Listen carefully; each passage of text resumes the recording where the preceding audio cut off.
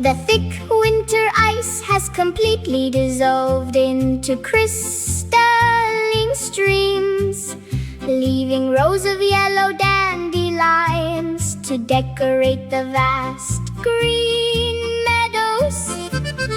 Every single morning I climb to the topmost branches of the great fir tree, staring intently toward the narrow mountain paths that lead to the lower valley, waiting for the beautiful summer promise that my dear city friend made during our parting. A sudden echo of ringing brass bells travels up through the deep ravines as a magnificent caravan of strong local guides appears from the thick pine forest, carried upon a grand wooden litter under the protection of her wealthy family. Clara looks up at the towering cliffs with a mixture of overwhelming awe and slight fear, while I sprint down the steep slope with my bare feet flying over the wild grass.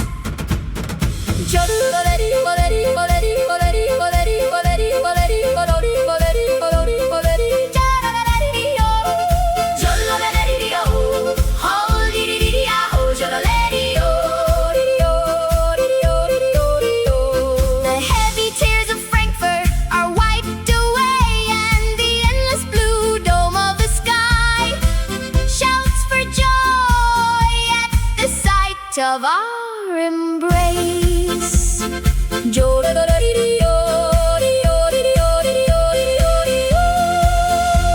the shiny iron wheels of her grand wheelchair are brought down to the yard, but they instantly sink into the soft, uneven mud and refuse to move forward.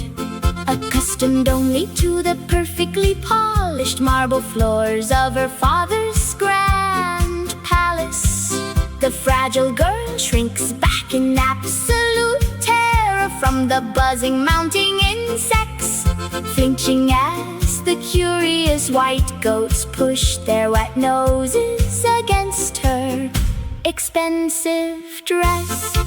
My giant grandfather approaches with slow, heavy steps under the bright sunshine, holding a simple cup he carved himself from the root of an old walnut tree, filled to the brim with fresh warm milk that still tastes of wild mountain herbs. Clara hesitates for a brief moment before taking her very first adventurous sip, gasping as a wave of genuine nourishment spreads a sudden crimson blush across her pale cheeks.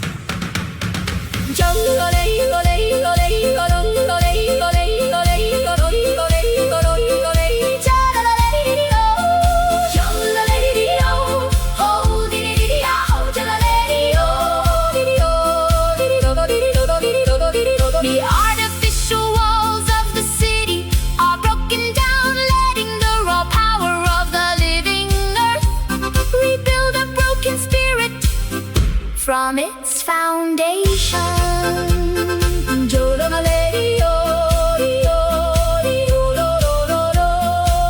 As the giant alpine peaks begin to glow in a magnificent shade of deep rose, I gently slide off her leather shoes and her thick cotton stockings. For the first time since her birth, her pale, fragile feet touch the living earth, feeling the cool tickle of the damp grass that carries the heartbeat of the mountain, making her entire body tremble with a wonderful spark of long-forgotten life. We no longer need the suffocating protection of the Grand Sesame Mansion.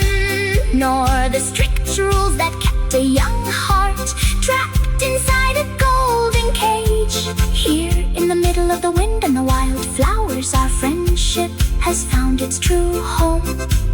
As my grandfather smiles quietly while watching the two of us holding hands together, knowing that the great wilderness has just begun its slow work of healing a child's legs.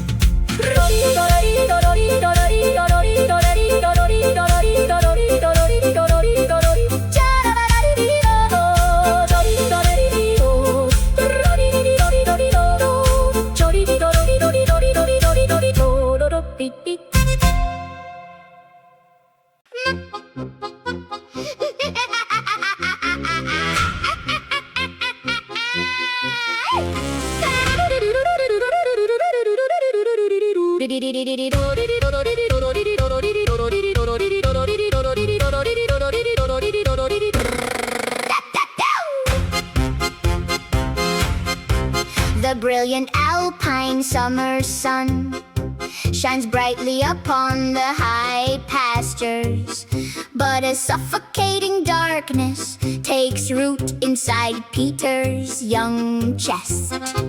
He stands alone under the shadow of the old pine trees with his leather whip, watching Heidi laugh as she shares foreign city secrets with a wealthy visitor, leaving the uneducated goat herd behind a wall of sophisticated words he cannot comprehend.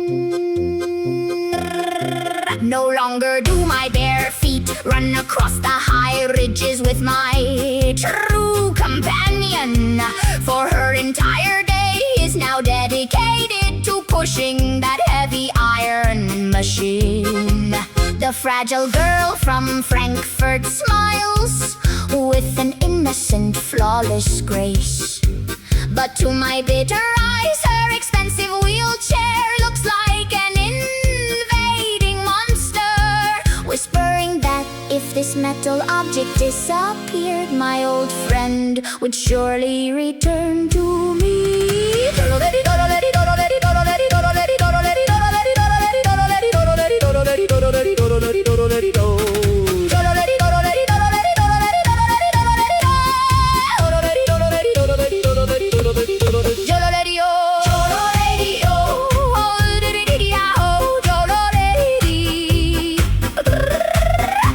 The poisonous green jealousy blinds a fragile mind, transforming a simple mountain boy into a silent predator upon the edge of the cliff.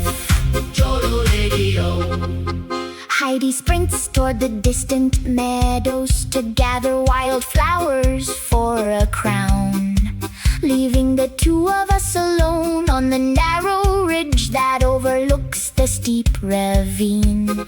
Clara sits peacefully upon the thick clover, admiring the majestic horizon, and my trembling hands approach the cold push rims of the vacant iron carriage, driven by a sudden, terrifying madness that bypasses every single shred of human reason.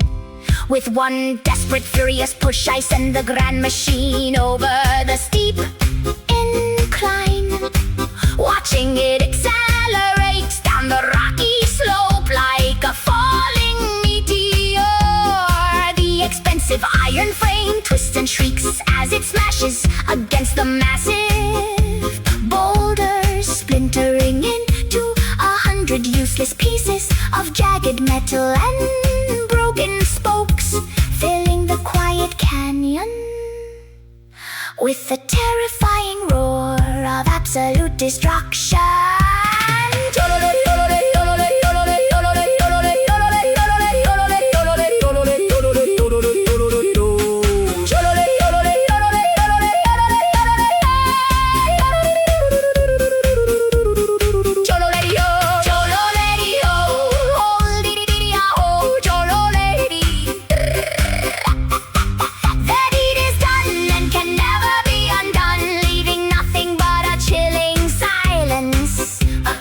Gold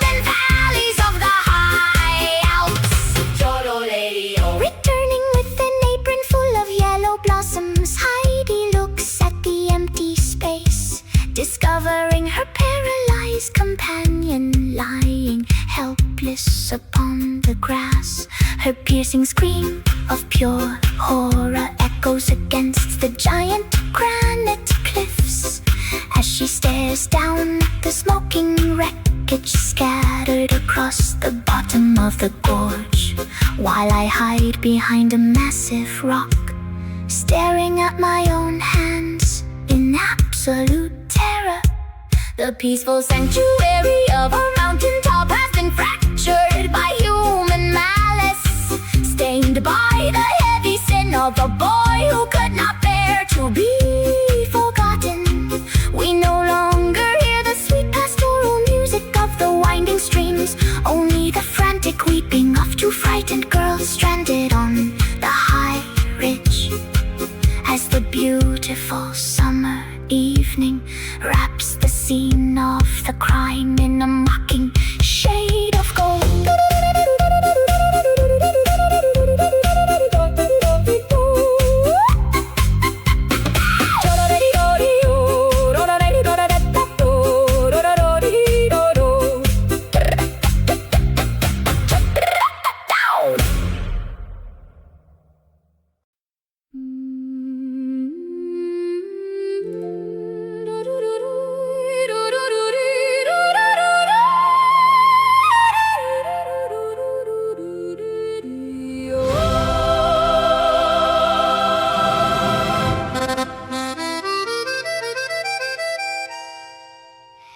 Kneeling down upon the damp morning grass before the two frightened girls, the guilty goatherd confesses his terrible crime with a voice broken by heavy sobbing. He begs for severe punishment for pushing the expensive iron carriage over the cliff, but Clara reaches out her gentle hands to hold his rough, weathered fingers, wiping away his immense terror with a beautiful smile of unconditional forgiveness. The wealthy city doctor insists on returning to Frankfurt immediately after seeing the wreckage, but my giant grandfather steps forward to stop the retreating caravan with a stern voice. He declares that the shattering of the iron wheels is a magnificent sign from heaven, an unmistakable command for the paralyzed child to abandon the artificial machine and trust her fragile body to the healing warmth of this sacred mountain soil.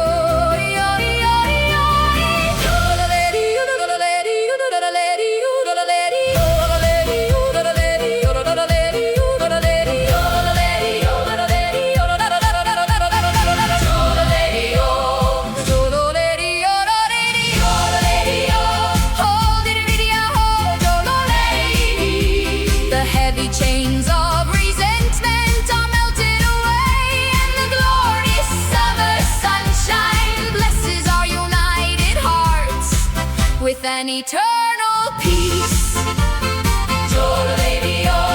Standing side by side on the vast meadow filled with millions of wild blossoms, Heidi and Peter offer their small shoulders to become a strong living support.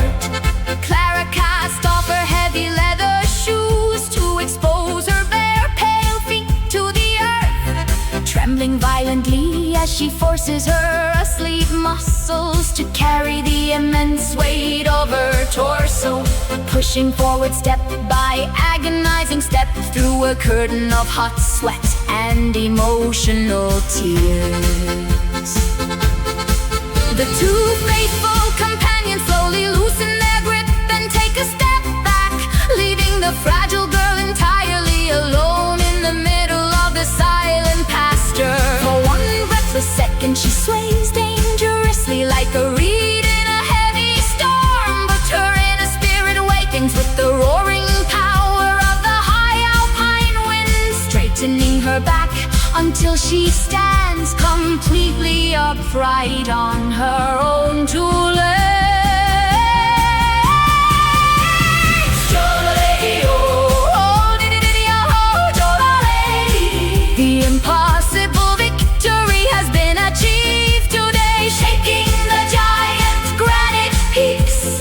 pure voice of an absolute resurrection.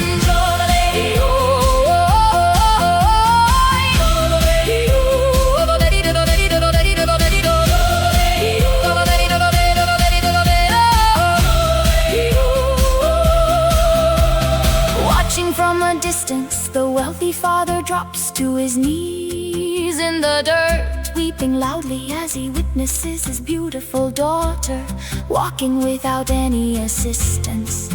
My silent grandfather raises his eyes to the ancient fir trees with a gentle smile, knowing that the wild wilderness has fulfilled its ancient promise of complete salvation, turning our long winter of isolation into a paradise of endless summer joy.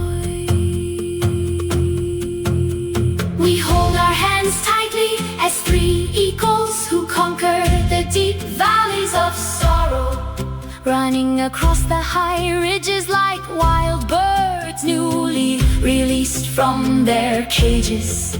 No grand mansion in the world can ever match the freedom of this green mountain, for the living earth has healed our broken bodies and our fractured souls, binding our lives together with a beautiful song.